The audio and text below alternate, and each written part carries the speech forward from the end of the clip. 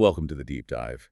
And if you're joining us today, you probably already know that trying to get a clear read on the state of the world right now is, well, it's basically like trying to drink from a fire hose while riding a roller coaster. That is a very accurate description. Yeah, I mean, today is Tuesday, March 3rd, 2026, and the sheer volume of information, the velocity of capital, the absolute noise of the digital economy, it has reached a fever pitch. It really has. So today, we're sifting through a very specific, highly layered snapshot of this internet ecosystem to extract a blueprint for navigating it. Our core source today is a blog post by an author named Paramendra, and the title is Netizen, The Timeless Path to Wealth. Save relentlessly, invest in yourself, and seize the moment. It's quite a title. It is. Okay, Yeah. let's unpack this because the actual experience of consuming the source material is a complete trip. You hear a title like that and you probably picture, a minimalist, sterile PDF from a legacy wealth management firm. Right, like some dry document with pie charts and muted corporate blue. Exactly. But that is not what this is at all. This is a living, sprawling, hyperactive web page. I mean, the moment you open it, right at the top, there are these embedded 2-hour YouTube mix. The music mixes, yeah. Yes. One is literally called Oriental Techno Mix 2026, and another is Arabic Deep House. And then, flanking the actual text, the sidebars are just a relentless barrage of data. It's pure sensory overload. It really is. You've got futuristic tech news, geopolitical updates, and links to dozens of books the author has written about artificial intelligence, global prophecies, and living in what they call the age of abundance. It's a wall of information, a perfect artifact of 2026 internet culture. And yet, this specific page has racked up over 7.1 million page views. What's fascinating here is the sheer cognitive dissonance of that presentation. You have this digital wrapper that is basically weaponized dopamine. Weaponized dopamine, I love that. Well, it's true. It's loud, it's cluttered, it literally provides a techno soundtrack to keep your heart rate up while you scroll. It perfectly encapsulates the sensory bombardment you and I and all of us deal with every time we open a browser in 2026. Right. But the actual text, the core message that millions of people are showing up to read, is fundamentally opposed to that environment. The author isn't selling a meme coin. They aren't pitching an algorithmic trading bot that promises, 500% returns by next Tuesday. No, not at all. The text is a masterclass in ancient, stoic, almost agonizingly patient mathematical discipline. It is a complete rejection of the viral, high-velocity culture that usually occupies pages designed exactly like this one. That tension is just profound. It is. The tension between the medium and the message is what makes it work. The author is laying out a timeless blueprint for wealth and energy management, but they refuse to pretend we live in a vacuum. They aren't advising you to retreat to a cabin in the woods to save your pennies. No, they're teaching you how to maintain total internal discipline, while the techno-blayers and the AI agents rewrite the global economy in the background. Exactly. And to really grasp why that discipline is so difficult and frankly so necessary, we have to look closer at that chaotic background. The world of 2026 is vividly painted in those sidebars. It's a very intense backdrop. Very. The author is preaching slow, deliberate wealth building, while the margins of the blog are literally screaming about a world moving at light speed. Let's look at the geopolitical reality first, just to set the stage for you. The sidebar is populated with incredibly heavy, high-stakes headlines. Things like Trump's default, ARC 2028, the trade wars, and how does the Iran war end? It's heavy stuff. It is. Now, before we dig into what that means for the author's financial thesis, I need to make something crystal clear to you, the listener. We are impartially reporting the contents of this page. Strictly impartial. Yes, we are taking absolutely no political sides here, neither left nor right. We aren't endorsing any viewpoints, validating any political maneuvers, or making any sort of geopolitical predictions. Right. Our goal is just to analyze the text. Exactly. We're simply pointing out that this highly volatile, highly polarized global environment is the water the author and all of us are swimming in right now. And those geopolitical links establish an atmosphere of macro instability, which naturally triggers financial anxiety. But the tech links in that sidebar are where the context gets even more aggressive. Oh, the tech links are wild. We see headlines about Google quietly dropping Gemini 3.1 flashlight. We see Apple suffering a massive leak of a budget MacBook lineup. And then we have the Merkle News reporting that MicroStrategy now holds over 720,000 Bitcoin, which today is valued at roughly $54.7 billion. $54 billion. Just let that sink in. Right.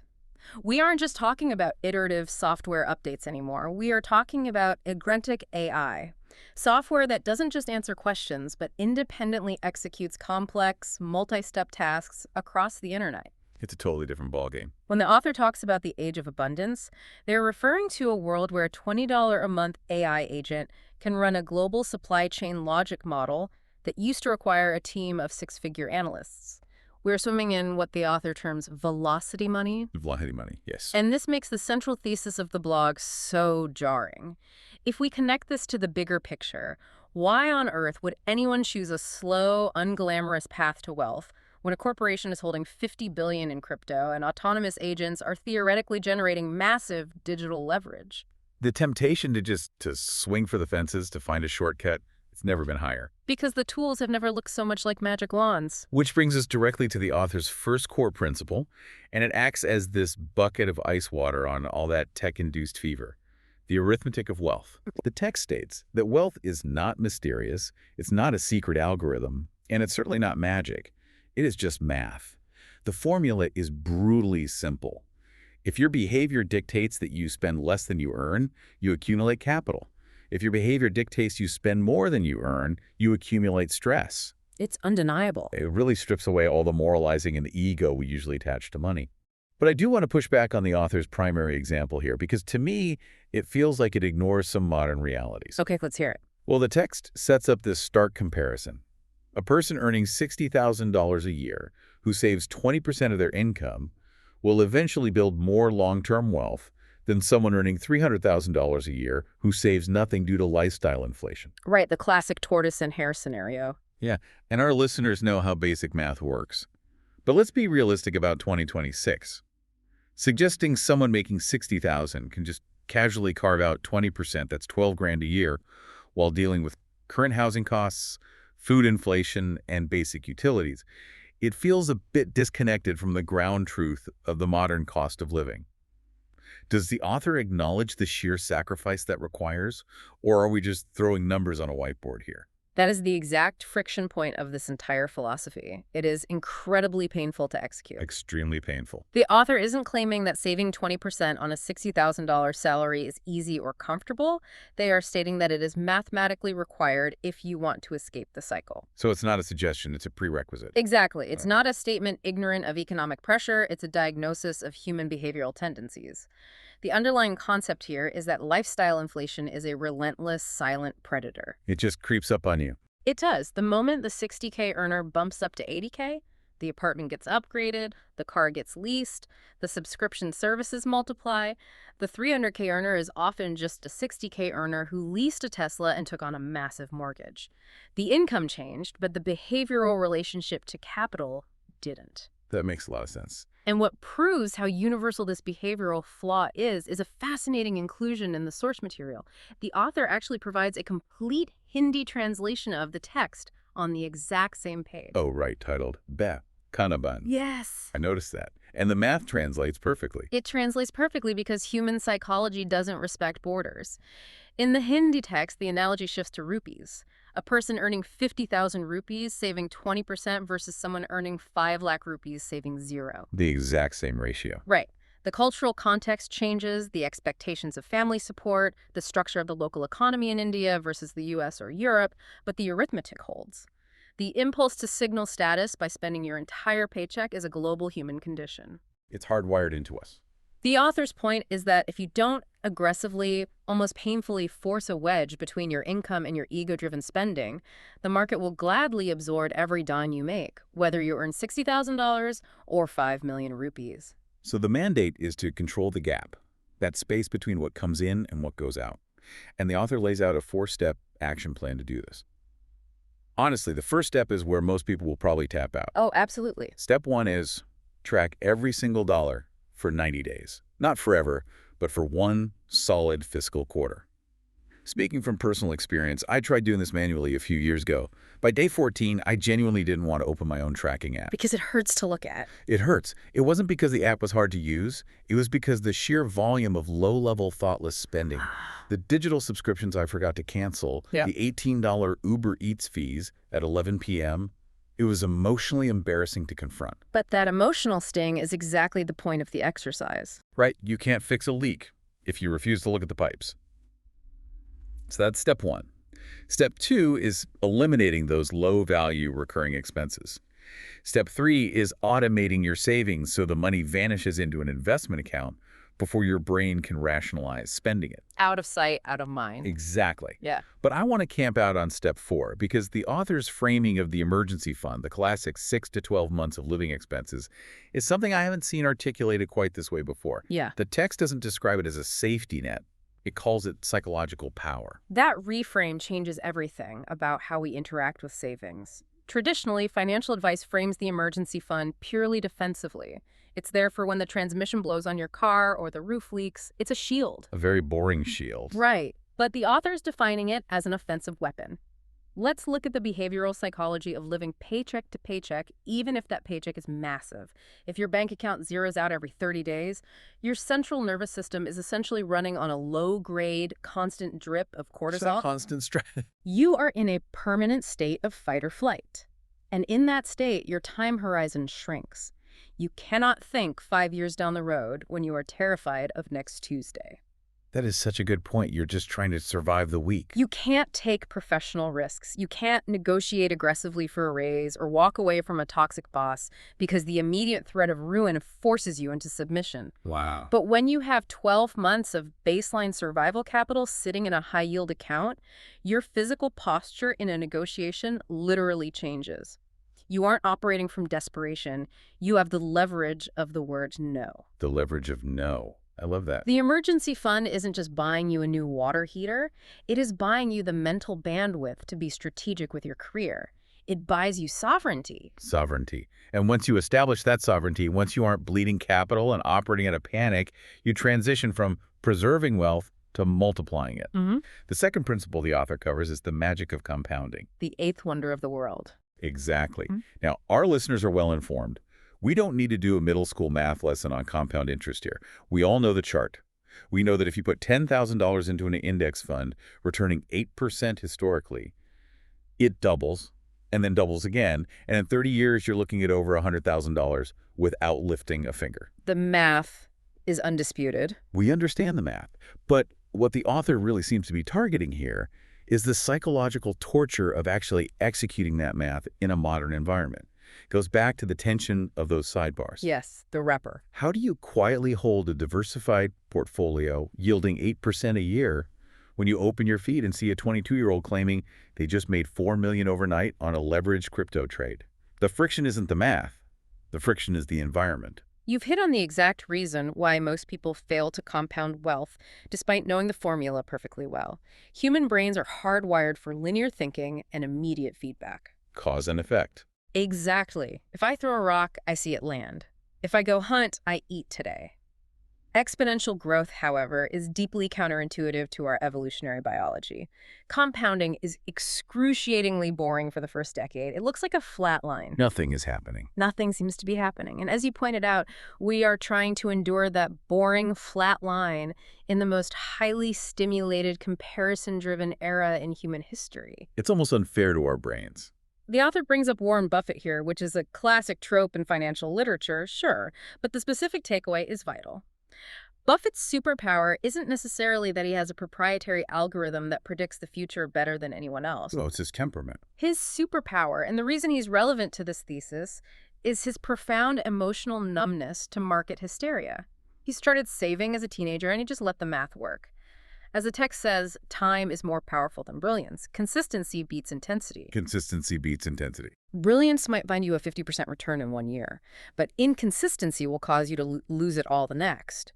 True wealth requires the discipline to look at the flashy, chaotic sidebars of 2026, acknowledge them, and then quietly go back to funding your incredibly boring index funds. But then the text makes a pivot that genuinely shifts the paradigm of the entire piece. We spent all this time talking about ledgers and index funds and fiat versus crypto. And the author essentially says, none of that matters if the meat suit fails. The meat suit. The meat suit. The quote used here is incredibly sharp. It says, a sick person has only one desire. A healthy person has 1,000 desires. That's a powerful way to frame it. It is. We treat financial capital and human capital as two completely different disciplines, usually managed by two different industries. You have your wealth manager and you have your doctor. Hmm. But the author integrates them completely. Your physical body is the engine of your earning capacity. It's the hardware running everything. Right. If you compound your money at 10% a year for 40 years, but you degrade your metabolic health to the point where you spend your final 2 decades navigating chronic illness and hospital visits, you haven't actually built wealth. You've just funded your own medical decline. The integration of physical biology into a wealth manifesto is brilliant because it addresses the massive blind spot of the hyper-productive digital worker. The author breaks down human capital into 3 pillars: diet, exercise, and sleep. Let's start with diet, which they call the 80% rule. Now, everyone knows vegetables are good and processed sugar is bad. We all know that. That's not groundbreaking. No, it's pretty basic. The framing is what matters. The author's heuristic is eat food that looks like it grew from the earth. Avoid food that looks like it came from a chemistry lab. And they explicitly state food is not just fuel, it is strategy. Let's look at the biology of the modern knowledge worker for a second. If your diet is predominantly ultra-processed, hyper-palatable foods, you are inducing chronic inflammation. And we just accept that as normal. We do, but that inflammation doesn't just affect your waistline. It crosses the blood-brain barrier. It causes brain fog, lethargy, and a severe dampening of executive function. Which you need to do your job. Exactly. If your job in the age of abundance requires you to outthink, out-strategize, and outmaneuver AI agents, you cannot afford to have your cognitive hardware bogged down by a sluggish microbiome. You are literally compromising your most valuable asset, your mind, for the sake of convenience. Well, I'd argue that the convenience factor is exactly why the chemistry lab food is so prevalent. When you are working a 60-hour week trying to control the gap and build that emergency fund, grabbing a highly processed protein bar feels like a necessary survival tactic. It feels efficient. It feels efficient, yeah. But the author's point is that you are borrowing against your future cognitive capacity. And that physical strategy extends to movement, too. The second pillar is exercise. Labeled movement is wealth. And thankfully, the author doesn't suggest we all need to become biohacking zealots or run ultramarathons. Yep. The baseline recommendation is just 7,000 to 10,000 steps a day and light strength training a few times a week.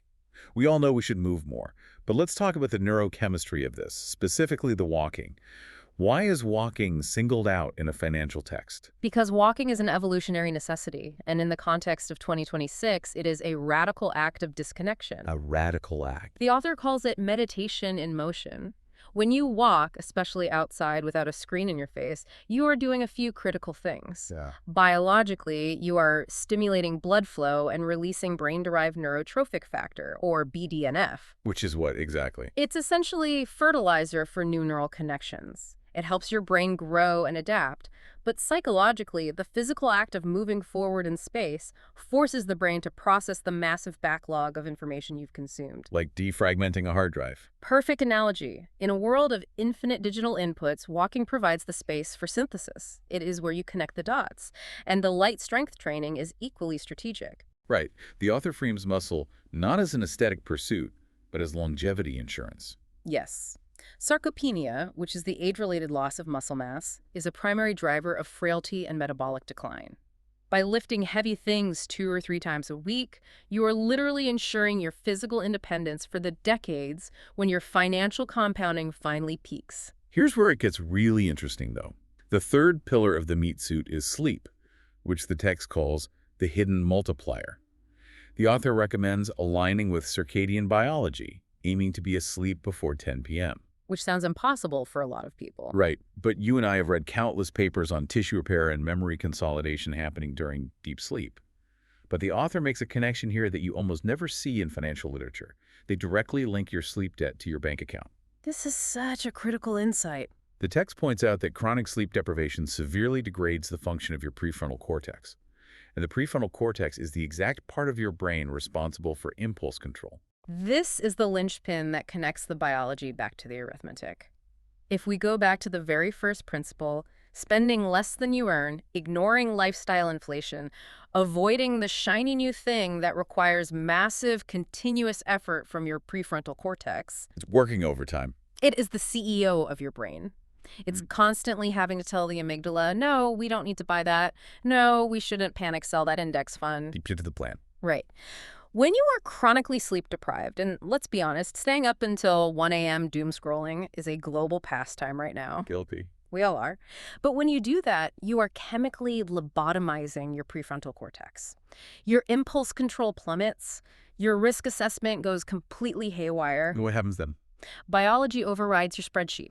You wake up exhausted, you buy the $8 coffee you swore you'd stop buying, you order the expensive takeout because you have no energy to cook the whole foods, and you might just hit the buy button on that highly speculative crypto asset because your brain is desperate for a cheap dopamine hit. The author perfectly synthesizes this. They say, wealth requires discipline. Discipline requires rest. Refusing to go to sleep isn't a badge of hustle culture honor. It is a direct sabotage of your financial architecture. Your bedtime is a financial decision. That is a brutal mirror to hold up. It really is. So, we've optimized the arithmetic, we've secured the physical engine, we're sleeping. This leads us to the intellect, the software running on the hardware. The author transitions to discussing the mind as your navigation system, introducing the concept of reading as mental compounding. Gunkel compounding. Just like money compounds in an index fund, knowledge compounds in the brain. They bring Buffett back again, noting his habit of reading annual reports for hours a day. Every book, every dense article you digest is intellectual equity added to your internal balance sheet. And the reason this intellectual equity is so critically important brings us right back to the chaotic reality of 2026 that we discussed at the start. Exactly. Why does mental compounding matter more now than ever? Because of the massive structural changes in the global economy. The author points out that we are currently living through the era with the lowest barrier to entrepreneurship in the history of human commerce. It's unprecedented. Let's compare this to just a few decades ago. If you wanted to build wealth through a business in 1996, you needed physical proximity to a market. You needed massive capital reserves for inventory and a storefront, and you had to navigate a labyrinth of gatekeepers, bankers, distributors, publishers. You needed permission. Yes. Fast forward to 2026. The internet, combined with the AI tools lighting up the author's sidebar, has utterly dissolved those walls. You can spin up an e-commerce platform, write the code using an AI assistant, target a global customer base via social algorithms, and process payments across borders, all from a laptop on your kitchen table. It's all there for the taking. The middle managers and the gatekeepers have been replaced by APIs. But I think we need to be careful not to paint this as a utopia. The author says the barrier to entry is the lowest it's ever been. That doesn't mean success is guaranteed. In fact, because the barrier to entry is near zero, the competition is virtually infinite. Exactly. If anyone can start a digital business, everyone will. The playing field is flatter, but it is infinitely more crowded. This is why the intellectual equity and the physical stamina become the actual differentiators. That's the key. When capital and technology are commoditized and available to absolutely everyone, what is left? You. Your ability to synthesize information better than the next person. Your ability to maintain emotional regulation when a competitor undercuts your pricing. The digital age provides the leverage, but your physical and intellectual habits provide the fulcrum. That is a crucial distinction. The tools are abundant, but the discipline to use them consistently over a decade is incredibly scarce. And this brings us to the author's ultimate unifying framework. The text argues that wealth, at its highest level, is not a number in a bank account. It's bigger than that. True wealth is optimized energy management. The author introduces 4 distinct forms of capital that you must manage: financial capital, physical capital, intellectual capital, and social capital. Now, we've talked extensively about the first 3, but we absolutely cannot ignore social capital. In a world that is increasingly remote, digitized, and mediated by screens and avatars, genuine human relationships have become the rarest and most valuable currency of all. They really have. Let's dig deep into social capital because it's the invisible safety net. In 2026, we have the illusion of being hyper-connected. We have thousands of followers, we have Slack channels, we have digital communities. But the author implies a massive difference between network size and actual social capital. Huge difference. In an era where deep fakes and AI-generated content make it hard to verify who or what is even real online, high-trust, authentic relationships are a massive competitive advantage. If your business fails, your financial capital takes a hit. But if you have strong social capital, a reputation for integrity, and a network of people who trust your character, you can rebuild the financial capital. People will bet on you. Right. If you burn your social capital, all the money in the world won't buy you back into the rooms where the real opportunities exist. It's the concept of strong ties versus weak ties and how they function in a crisis. Your 90-day emergency fund protects you from a temporary loss of income, but your social capital protects you from a catastrophic loss of relevance or support. That's a great way to put it. And this is how the author's framework becomes a complete ecosystem. These four capitals, financial, physical, intellectual, and social system, they do not exist in isolation. They form a self-sustaining momentum loop. They act as a flywheel. Let's walk through the mechanics of that flywheel because it ties the whole deep dive together perfectly. Think of it as a sequence of dominoes. You start by optimizing your physical capital. You eat whole foods, you walk, you sleep. That physical vitality drastically increases your cognitive focus and productivity. You're operating at peak efficiency. Exactly. That sustained productivity, combined with the intellectual capital you're building by reading, allows you to increase your income. You take that increased income and apply the arithmetic of wealth. You control the gap and build your financial capital. The index funds, the emergency fund? Yes. That financial capital eventually buys you time and autonomy. When you aren't stressed about survival, you have the energy to nurture deep relationships, building your social capital. And that network, combined with your freed up time, sparks new creativity, leading to entirely new ventures and income streams, starting the wheel all over again. And the unforgiving truth of a flywheel is that it is only as strong as its weakest component. It can break. It will break if you aren't careful. If you neglect even one of these four capitals, the entire structure eventually grinds to a halt. You can have millions in the bank and a massive network, but if your heart fails at 55 because you ignored your physical capital, the flywheel shatters. Game over. Game over. You can be the healthiest, smartest person in the room, but if you spend every dime you make on depreciating assets, the flywheel never gains momentum because you have no financial leverage. Holistic wealth management means recognizing that an hour spent walking with a trusted friend is just as vital to your long-term prosperity as an hour spent analyzing a stock chart. They're both deposits into the system. And when that system spins effectively over decades, we arrive at the author's definition of generational wealth. And again, they strip away the superficial definitions we're used to. Generational wealth isn't a trust fund that ruins your kid's work ethic. It isn't a fleet of luxury cars or the ability to flex on a digital timeline. No, it's not about the optics. True generational wealth is profound resilience. It is the freedom of your time. It is a fortress that protects your family against the inevitable macro crises, the trade wars, and market defaults flashing in the sidebars of the world. It is about creating a baseline of opportunity and security for the people who come after you. But to build a fortress, you have to stop thinking like a consumer whose only goal is to buy comfort today, and start thinking like an owner whose goal is to build compounding equity for tomorrow. Which leads us directly to the author's final call to action, emphasizing the urgency of now. The underlying principles of math, discipline, and health are ancient. They could have been written by a Stoic philosopher in Rome. Thousands of years ago. But the application of them within a frictionless, globally connected digital economy is a completely modern phenomenon. The penalty for indiscipline has never been higher, but the reward for consistency has never been greater. So what's the first step? The author's directive is to start aggressively small, today. Audit your expenses this week and feel the sting of it. Automate your investments so you can't self-sabotage. Swap out the processed snacks for something that grew from the ground. Go for a silent walk to let your brain breathe. Read 20 pages of a book tonight instead of scrolling. Very simple things. Incredibly unglamorous things. They will not get you viral attention. But repeated daily, over years, they bend the trajectory of your life. Wealth isn't a single heroic act. It isn't a lottery ticket. It is a lifestyle constructed from quiet, disciplined choices made when nobody is looking. As the author states, beautifully stripping away all the noise, math, unlike motivation, never lies. So what does this all mean for you? As you close out this deep dive and head back into the friction of your day, we've covered the brutal arithmetic of the gap, the neurobiology of the meat suit, the psychological leverage of the emergency fund, and the mechanics of the four-capital flywheel. But I want to leave you with a final provocative thought to mull over. Take your mind back to the very beginning of our conversation. To the rep. Yes, think about that chaotic blog page.